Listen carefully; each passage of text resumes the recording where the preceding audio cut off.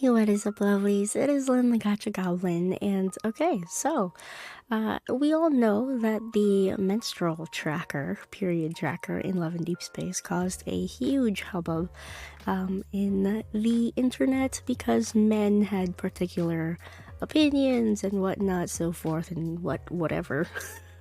But what is actually very interesting is that some of the developers had an interview with this this four gamer article place. I mean, it's quite interesting. They did an article. It's all completely in Japanese, which is quite interesting also because as far as I know, a lot of the Japanese audience didn't actually take well towards the period tracker when it was first announced. They were a little bit hesitant in participating and joining in because they thought that, it might be a little bit too personal to reveal all of their information for a period tracker. However, that article was in Japanese, and this here is Blueberry and Vanilla, posted on the official Love and Deep Space Reddit 5 days ago, saying, why is there a period tracker in Love and Deep Space? And these are the key points of the interview itself. The interview was a little bit long, as you can see. I will leave a link to this Reddit post here, so that way you can have the link and also the key points if you wanted to take a look at it for yourself. So let's find out why Love and Deep Space added a menstrual tracker. Now, of course, this is all depending on what you personally want in the game, because I know some people feel a little bit weirded out with the menstrual tracker also. So, if you don't want to use it, don't use it. But if you do want to use the menstrual tracker, feel free to do so. I mean, you can even use it and put in fake information just to see what the voice lines are, So it really is up to you whether or not you reveal your own real data in the game. But if you're familiar with period trackers in general, you might not find it so strange. Okay, so let's read this. The period tracker feature of LADS was also discussed in Japan. So 4Gamer conducted an email interview with the lad's producer and main writer to ask about it. Both of them use workplace nicknames. Producer Lizzie Chestnut and main writer Naomi Sweet Rice. So I'll refer to them as Miss Chestnut and Miss Sweet Rice here. The full interview is quite long, so I've summarized the key points below. I apologize in advance for any translation inaccuracies. I really appreciate if anyone can share the full translation later. I highly recommend reading the full article here and of course the link. So the key points. The team acknowledged that a large portion of the player base is female, and that the development team also consists of many women. They want to create a supportive and realistic experience for women. This is very interesting because this line right here implies not only do they know who their target audience is, which is females, but they are also aware of the males who play the game.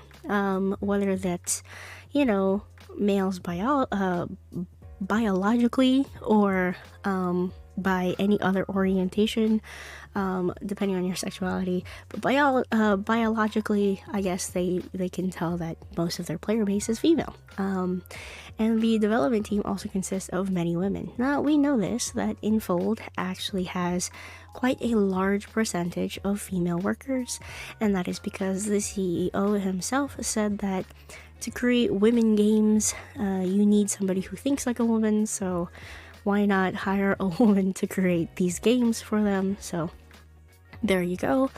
So it's very interesting to see a company out there that is mainly women creating games for women, led by a man.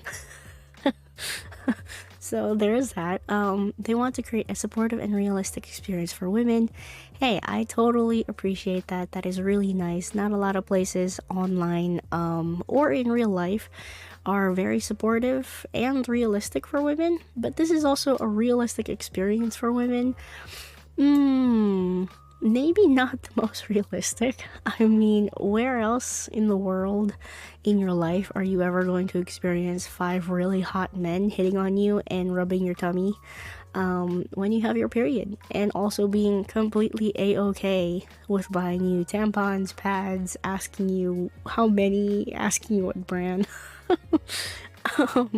So it is not necessarily the most realistic experience, but it is an idealized experience for sure. In-game surveys show that many users were interested in a menstrual-related feature. Now, this is very interesting.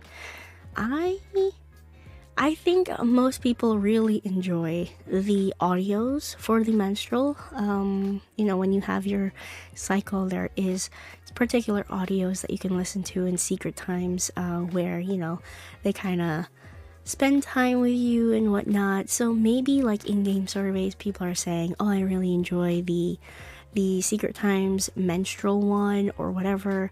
So then maybe the developer team was like, "Oh, let's add a tracker." I mean, that is highly possible, very highly possible. The core motivation is less prediction and more about providing emotional support.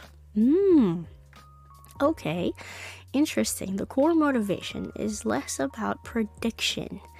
Okay, so the period tracker is not about predicting when your period is going to come out. So that takes away a lot of the focus on, I guess, the sexual organs itself and the whole process about it, but more about providing that emotional support, which I think a lot of women actually lack the emotional support in when it comes to their periods, So even though that every woman goes through a menstrual cycle, their moms could be, either they're very supportive and say, "Hey, I know it sucks," or their moms could be part of the older generation that might say, "Hey, suck it up, don't let it hold you back," which both ways with good intentions are good things. But provide like having that emotional support from friends and like community or workplace or just having that general awareness that menstrual cycles can hurt like a biznatch is really nice. I'm lucky. I'm lucky enough not to have extraordinary cramps when I have my period, but I know some people do have really, really painful cramps, and having that emotional support is really nice. So, yeah, that would be really, really helpful to anybody who has that feature in the game and wants to use it. The primary goal was to separate accurate scientific knowledge about menstruation and encourage them to take better care of their health. Menstruation should be normalized so we can openly discuss, not be treated as a taboo or embarrassment. Many people assume they already know everything about menstruation, which can prevent them from seeking professional medical advice. In menstrual stigma, people often use code name to refer to menstruation and feel embarrassed while carrying period products in public. This is very true, and actually you can really see this in the voice lines that they give the guys in the game, because they're very open about saying, "Oh, you want me to buy you pads? You want me to buy you tampons? It's okay. Like, how many do you need? Whatever. What brand do you like?" Silas says something along the lines of, "I know that most expensive may not be the best." But overall, this is very interesting because you definitely see that very clearly in the game, that they try to like normalize the discussion about menstruation to the players. They even have that little article in the phone little thingy icon on the bottom. I forgot what it's called.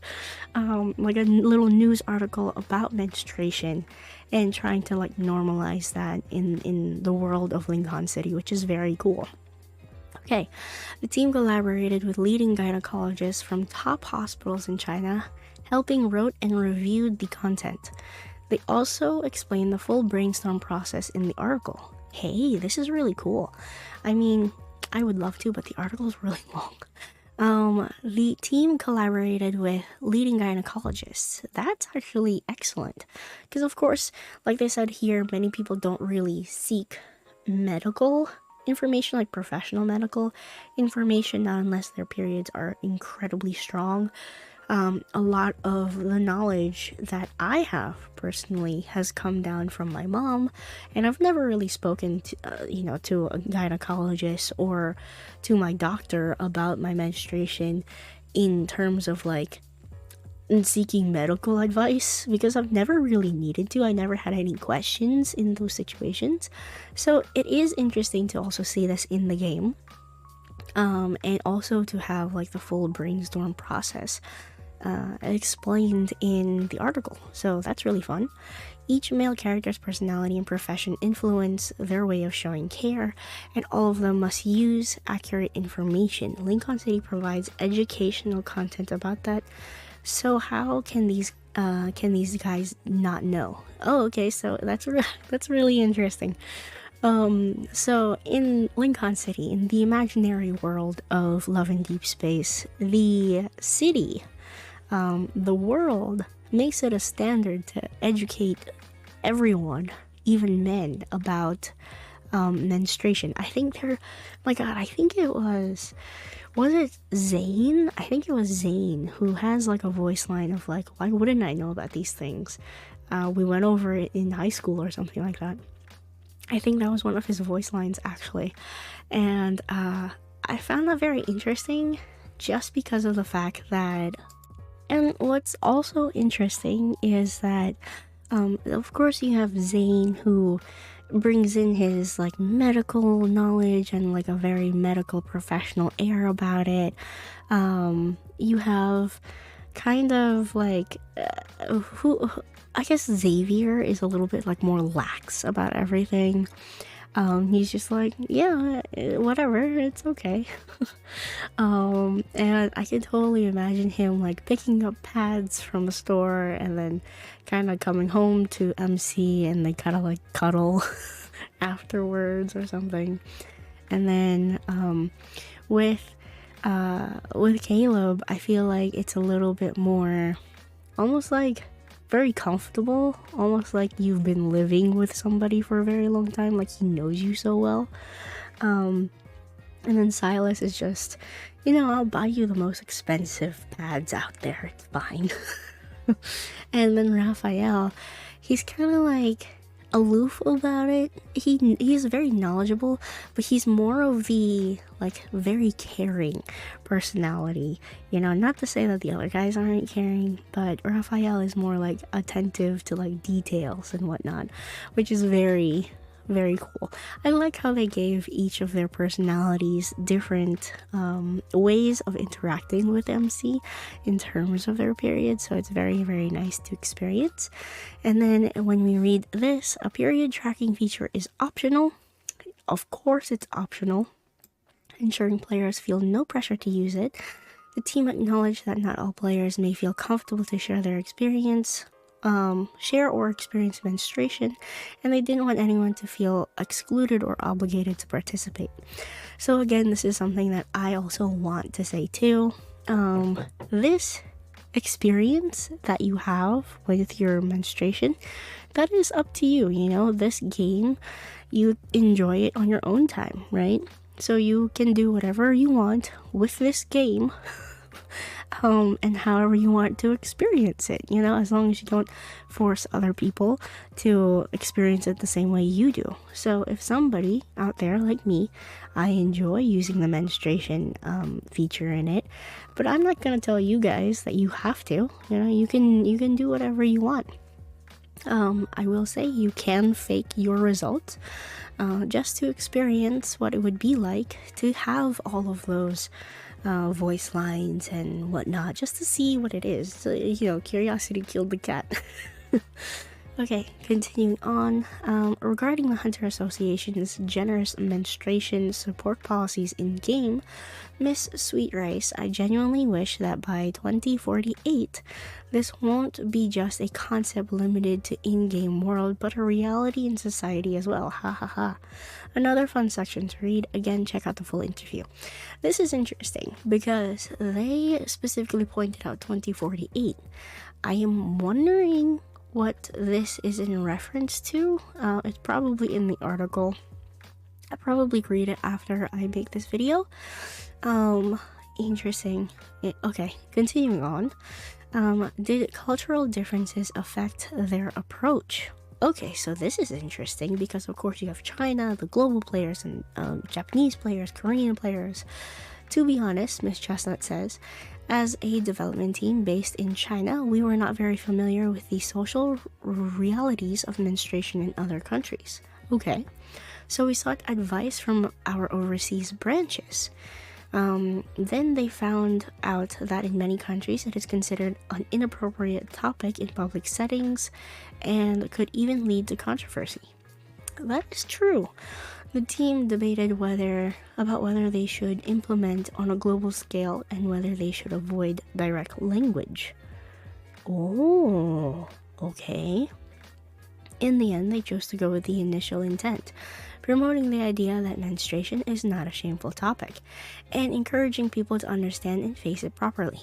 I am so happy that they went forward with this because this is so true. Like, it's not a shameful topic. In the year of 2025, we should all know that women have periods. Okay, women have periods in order for them to have kids, to clean their cycle, like to clean our blood inside, and like all those things. It just happens. You're cleaning the lining of your uterus, and it's normal. It's a normal thing that happens, whether you want to have a kid or not have a kid. It's just something that happens with us, and it's it's inevitable. So this is really interesting. The fact that other countries found it to be an inappropriate topic in public settings. I mean, of course, if you're in a restaurant and you start saying that your period is so strong that you bled through your pants or whatever, of course, anybody would feel embarrassed because it's like an embarrassing. We're taught that it's an embarrassing thing that happens, which is kind of a shame. It could just be like you spilled a glass of water kind of situation, whereas if you bleed through your pants, it's more of a shameful kind of action, whereas if you knock over a glass of water, it's like an oops, sorry about that. So yeah, very interesting that this research actually had to be done. I guess you can't really expect the development team who are based in China to be familiar with other countries' reactions to periods, but there are definitely some places that are a little bit more open about it. I know that in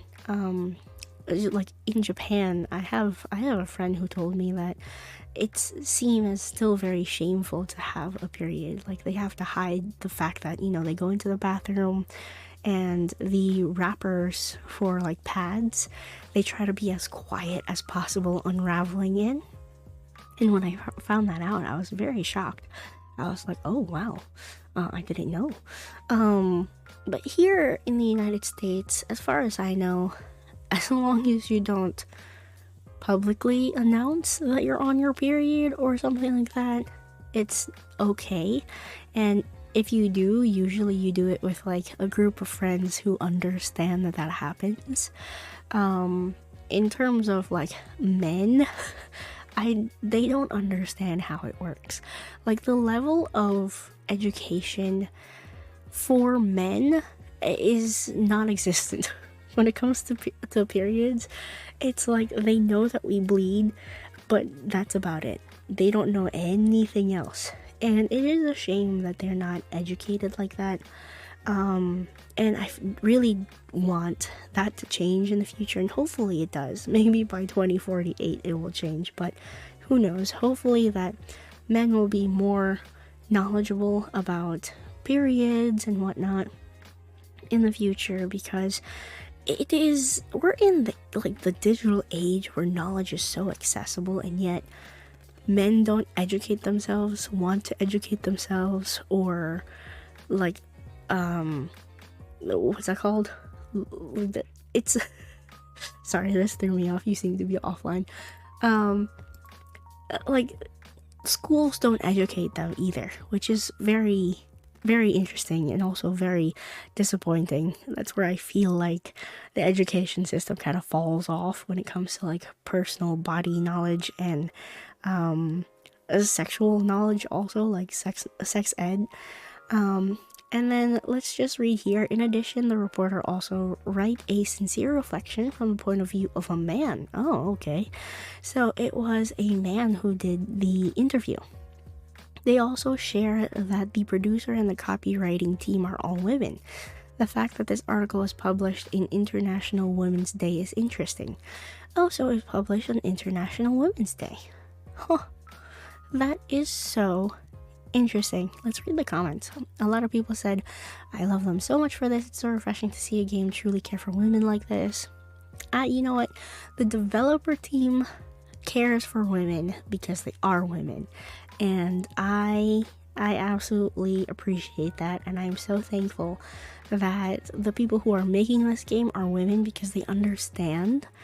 And that's why I can't, show any hate towards the devs, because I know that the devs only really seek positive things for us players, because they know what it feels like. They know the drought of the gaming space, the online space, when it comes to safe places where we feel like men understand us. Even if they're very, very fictional men.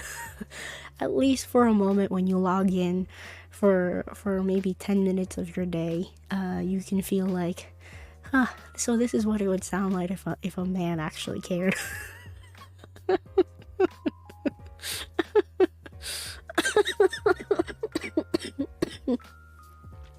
I'm still coughing, sorry.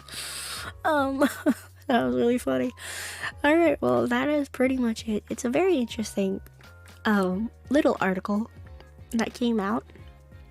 And if you are interested in reading the article for yourself, definitely head on over to 4Gamer, and you can check out the article.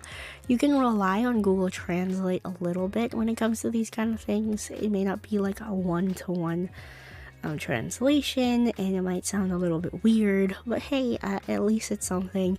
If somebody has the full translation to this, I would love to get somebody translate it like fully. But as far as I can say, this was a very nice summary, and it's also really nice that there was some sort of attention, positive attention, that is towards the period tracker, especially since the article was written by a man and the topic was covered by a man. So that's really nice. Alrighty, well, that is pretty much it. Those are my thoughts on this little article that came out. Yeah, let me know what you think. Do you use the period tracker? Have you tried it? Do you put in your real information? Do you put in fake information?